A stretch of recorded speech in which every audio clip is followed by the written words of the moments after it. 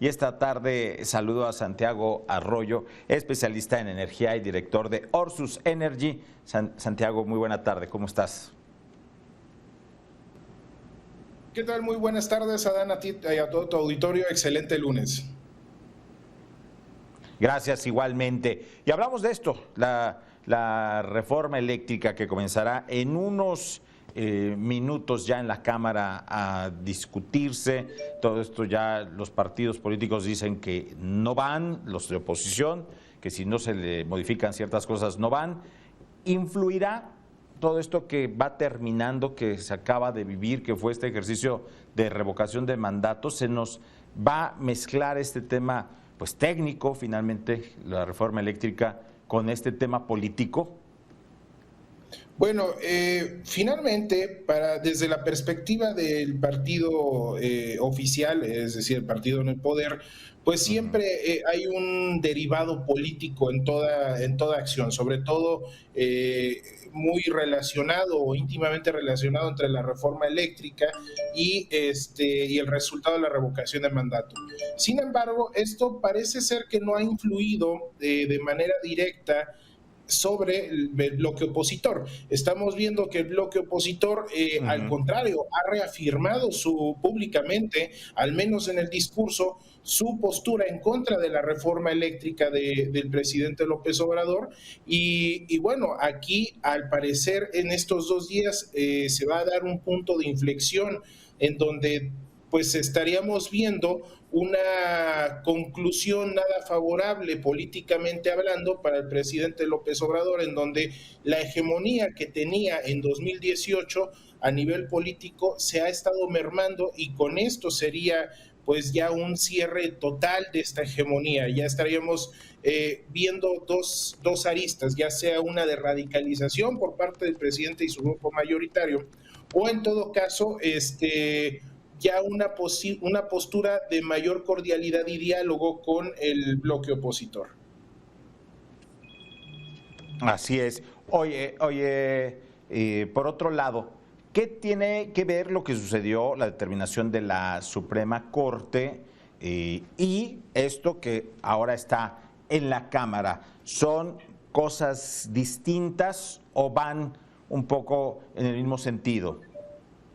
Bueno, técnicamente son cosas totalmente distintas. Lo que se discutió en la Corte, en la Suprema Corte de Justicia de la Nación, fue la constitucionalidad o no de la reforma a la ley de la industria eléctrica, que básicamente la única relación o vinculación que tiene con la reforma eléctrica a nivel constitucional del presidente López Obrador es precisamente que la derrota en tribunales que tuvieron inicialmente el bloque mayoritario y el promotor, que es el presidente López Obrador, esta derrota los llevó a presentar una reforma a la Constitución con la finalidad de que esta reforma a la Constitución dejara sin herramientas para defenderse a los participantes del mercado y a los consumidores, así como organizaciones de la sociedad civil. Eso es lo que se busca o se buscaba en su momento. Ahorita con esto que vimos el pasado jueves en la Suprema Corte de Justicia de la Nación, vimos que esto da un cambio o un vuelco, toda vez que parcialmente fueron declarados por parte de la Corte de manera constitucional algunos puntos muy específicos de esta reforma a la ley de la industria eléctrica. Entonces, si lo trasladamos a un punto de vista de carácter político, la reforma a la ley de la industria eléctrica queda totalmente sin efectos, o al menos ya no tendría una razón de peso para existir o para ser. Y bueno, defenderla ya vendría incluso a contraponerse con la propia reforma a la ley de la industria eléctrica que se llevó a cabo y que la Corte declaró constitucional en algunos puntos muy específicos. Ahora, lo que está en este momento por arrancar en la Cámara, estamos hablando qué es lo que se está planteando en la ley, en la iniciativa que se propone desde el gobierno, con todo y los foros que hubo de Parlamento abierto. Bueno, lo que estamos viendo es que finalmente la reforma constitucional eléctrica promueve una Comisión Federal de Electricidad plenipotenciaria, es decir, con un grado de, digamos, de secretaría o de vicepresidencia eléctrica, vamos a verlo desde ese punto de vista de la administración pública, en donde se crea un organismo que tiene la capacidad o la facultad de crear política pública e incluso establecer las reglas en el mercado o en la industria eléctrica, es decir, se volvería una especie de juez y parte con la capacidad de crear política pública, es decir, lineamientos de Estado o de gobierno.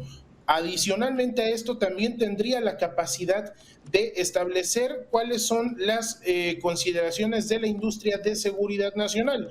Estamos hablando que la CFE tendría exactamente las mismas facultades, al menos en este rubro de la industria eléctrica y todo lo que ello conlleva y la conexión o vinculación con el resto de las actividades productivas del país, tendría un nivel de presidencia, es decir, facultades similares a las que tiene actualmente a nivel constitución el presidente de la República.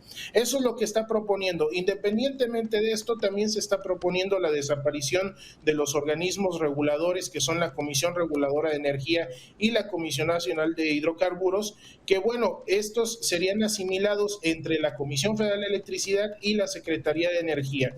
Y obviamente ya todo el tema de reglas de despacho, intervención de particulares, ya sea de capital nacional o extranjero, eso lo determinará de manera discrecional la Comisión Federal de Electricidad. No sin ser omisos mencionar que realmente esta reforma a la industria eléctrica no plantea mecanismos de cómo transitar de un modelo semiabierto, que es el que tenemos actualmente, a un modelo cerrado y centralizado en el Estado. Realmente no hay esos mecanismos, y lo cual pues muy probablemente vaya a causar muchísimos conflictos a nivel internacional en caso de aprobarse. Y esto es lo que está proponiendo el bloque del partido movimiento de Morena. Entonces, también se tiene otras contrapropuestas que hicieron el bloque opositor o los partidos que se asumen del bloque opositor. Sin embargo, ya a estas alturas pues lo hace el partido Morena con la finalidad de tratar de jalar algunos votos y de milagro poder ser aprobada esta reforma eléctrica, que al menos en la matemática legislativa pues no tiene futuro. Estos puntos de los que hablas que la oposición propuso y que a lo mejor Morena, el partido, el poder, los retoma, ¿sí son los que están exactamente proponiendo los opositores o Morena los ha modificado, los modificarían? ¿Tenemos conocimiento de esto? Bueno, realmente lo que se ha estado trascendiendo en los últimos días es que Morena acepta, bueno, en general lo que es la Alianza Va por México, que está conformada por PAN, PRI y PRD, sí, junto con Movimiento Ciudadano, cada quien de manera independiente elevaron una serie como de contrarreformas, y ellos fueron muy enfáticos en señalar: despachamos primero esta reforma eléctrica y después ya hablamos de una reforma que es muy necesaria. Nadie ha dicho que no sea necesaria una reforma a la industria energética en general, no nada más a la eléctrica. Nadie ha dicho lo contrario. Todos coinciden en que se debe de reformar. ¿Por qué? Porque se debe de mejorar lo que se ha estado trabajando y se han encontrado áreas de oportunidad. Entonces, ahí van todos en el mismo sentido. Sin embargo, cada quien hizo una serie de propuestas.